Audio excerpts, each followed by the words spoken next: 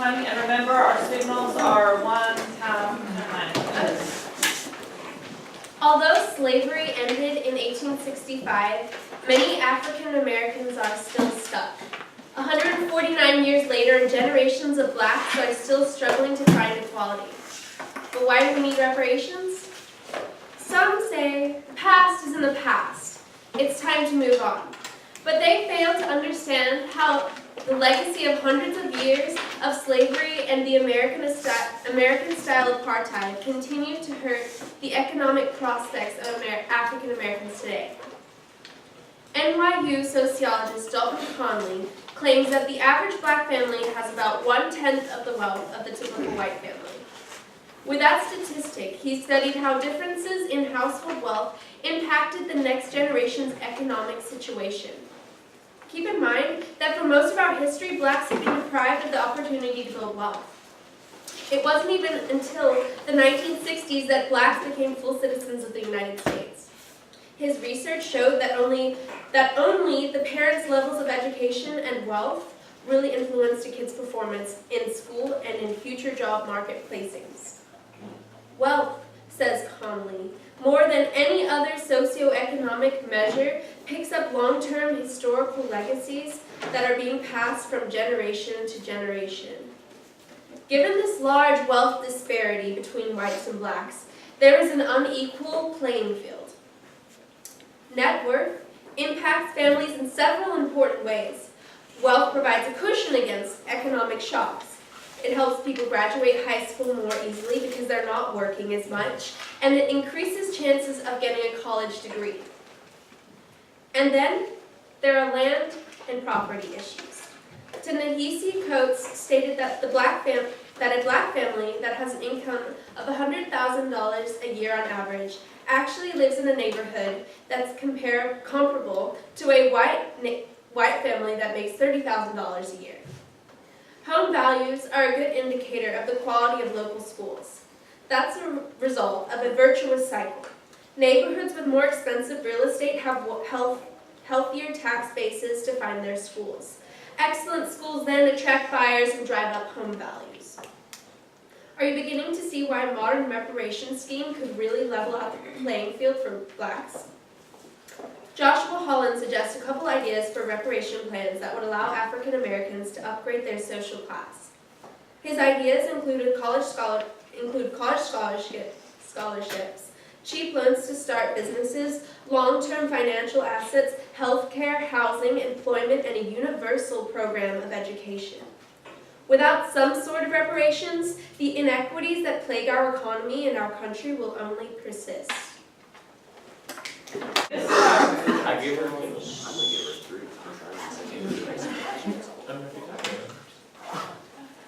3. It may very well be that from a moral and cultural standpoint, reparations are owed to the former slaves of America. Unfortunately, the idealism dies when met with the hard fact that reparations would be an economic nightmare. With complications entangling even the most basic aspects of these payments, and with their effects shrouded in uncertainty, it would be a waste of the government's resources to seriously consider these recompenses. First off, the amount of money owed is astronomical. Morally, one would expect the descendants of former slaves to receive at least the money that they have earned through their labor. As Danny Vanik of New Republic reports, an economist of the University of Illinois named Larry Neal calculated the distance between the wages and slaves would have received from 1620 to 1840, subtracted the estimated maintenance costs spent by slave owners, and reached a total of $1.4 trillion in 1983 dollars. At an annual rate of interest of 5%, the federal that's more than $6.5 trillion in 2014 dollars, just in lost wages. He continues, for perspective, the federal government last year spent $3.5 trillion. Now, based off this figure, if every single American estimated in the 2013 U.S. Census, including blacks, paid for this fee, it would demand $20,500 from each person. Thus, even in the best of scenarios, reparations would come as a heavy burden that would be unfavorable to those taxed and may even serve to force some families into debt and hardship. Determining how to raise this money leads to more complications. While forcing all whites in the United States indiscriminately to take up this burden remains the most feasible way to scare up the funds necessary, is it just? As Stephen Spath, the fee writes, it is estimated that less than 10% of whites own slaves. As Spath states, most white Americans are completely unassociated with slavery. Their ancestors may have even been Union soldiers who died to end enslavement in this country. With this in mind, it would be unreasonable to burden millions of innocent white civilians with the sins of the few.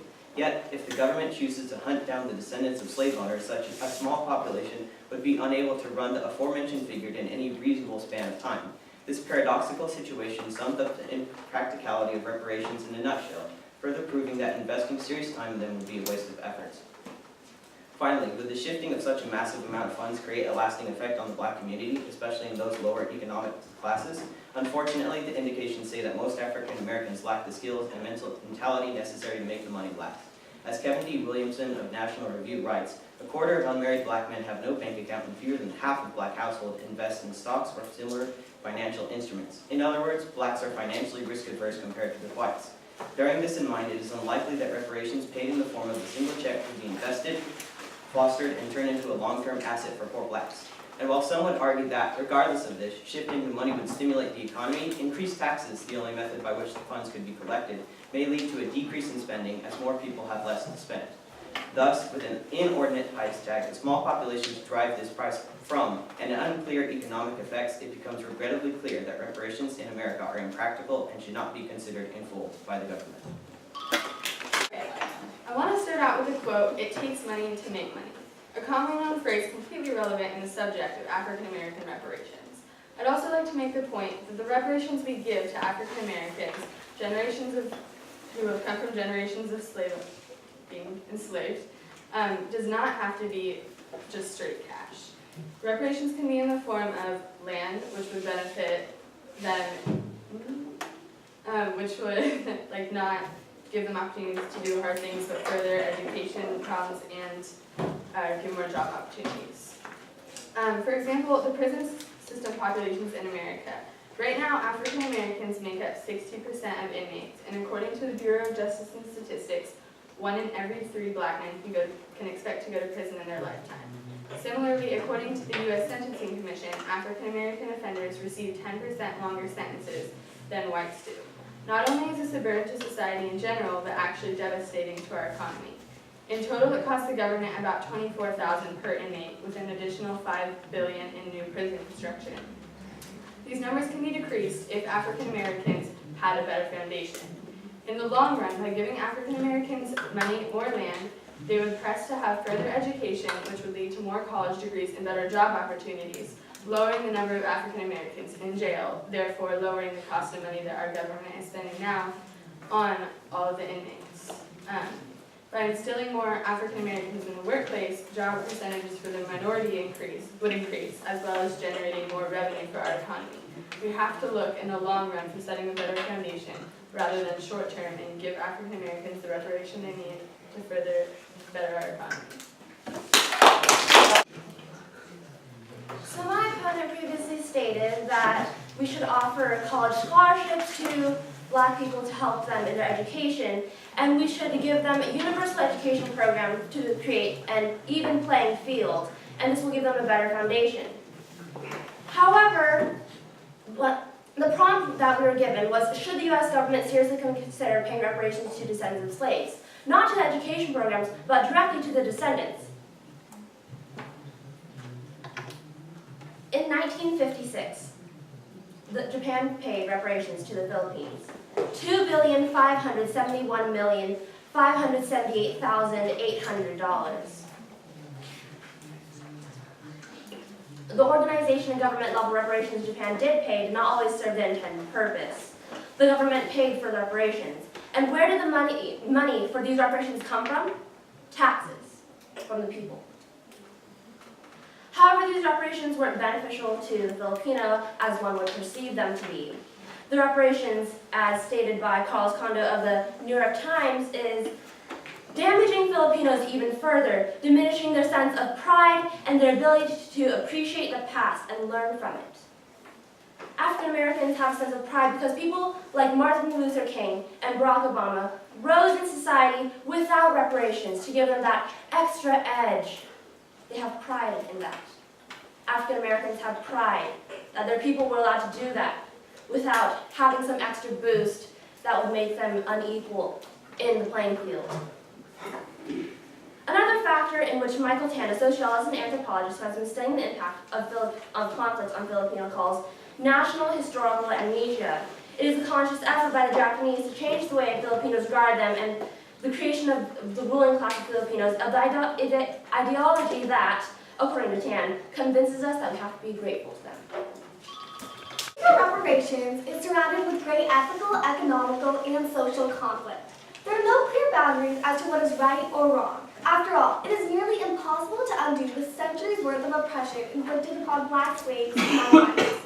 However, it is the responsibility of America as a nation to step up to the plate and compensate blacks for the horrifying misdeeds committed in the past that still reflect upon their economic standings today. According to state health facts, blacks are affected, 35% of blacks are affected by poverty, compared to only 13% of whites. Regardless of the progress America claims to have made regarding equality, blacks are 3 times more likely to be impoverished. To this day, the past hinders the progress of blacks by crushing the availability of opportunity. America is not paying off their misdeeds by providing reparations. Rather, this is the first step in the long journey towards freedom, acceptance, and true equality. Although America is in debt, reparations can be made through the means of land, job workshops, homes, and greater education. The Wall Street Journal states that blacks are less likely to hold investments and thus hinder our economy. But how is it possible for blacks to invest when they don't have the capital to do so? By providing blacks with reparations, they can invest more and strive for greater education. So while, as Jordan said, reparations may be a burden in the short term, they bolster our economy in the long term. America has both the economic means and moral obligation to provide reparations. It is time we let go of the shackles of guilt that blind us and limit the futures of African Americans. We must progress and accept our past in order to shape a better future. Is to support that reparations will not provide the essential help that African Americans need. Opponents argue that giving blacks reparations will change their economic situation, but they won't. Ruby Payne, an influential author and expert on impoverished classes, conducted research that reveals that among impoverished classes, money is meant to be used and spent in the short term. Additionally, some young black males do not have bank accounts, and black families are less likely to invest the money in stock, a long-term preparation that is essential for lessening the wage gap between whites and blacks. While bestowing money may create some immediate results, the effect is not sustainable in the long term, as evidenced by the Philippine reparations. After World War II, Japan paid Philippine reparations, but the reparations provided investment mainly to private sector projects for reaping short-term profits, leaving long-term profitable key industries with insufficient capital. The result is that Philippines did not develop its industries, a defect whose impact is still felt today, according to Carlos Conde of the New York Times. A check will not guarantee a better economic standing. Some supporters of reparations argue that the South owes blacks the profit earned from their labor.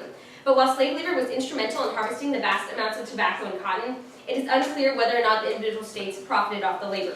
Walter Williams, writing for Town Hall, reported that back then, the poor states were actually Mississippi, Alabama, and Georgia, all part of the slave-rich South. The richest states were Massachusetts, Pennsylvania, and New York, all part of the slave-free North. Since it is unclear how much the South profited off the labor, that profit is not owed to African Americans. Additionally, my opponent said that the reparations can also be in the form of land, but they are ignoring the question of who would it be taken from. Would it be taken from whites? It would be taken from somebody, and that would create further racial tensions. Lastly, and most importantly, it is near impossible to quantify the Africans of suffering and abuse. Rough estimates would start at $10 trillion and cap off at $2.5 quadrillion. To put that amount into perspective, last year the federal government spent $3.5 trillion, and the gross national product was $16.6 trillion. There's no doubt that the Africans suffered horrendous abuse for decades, but reparations to Africans are simply not economically feasible.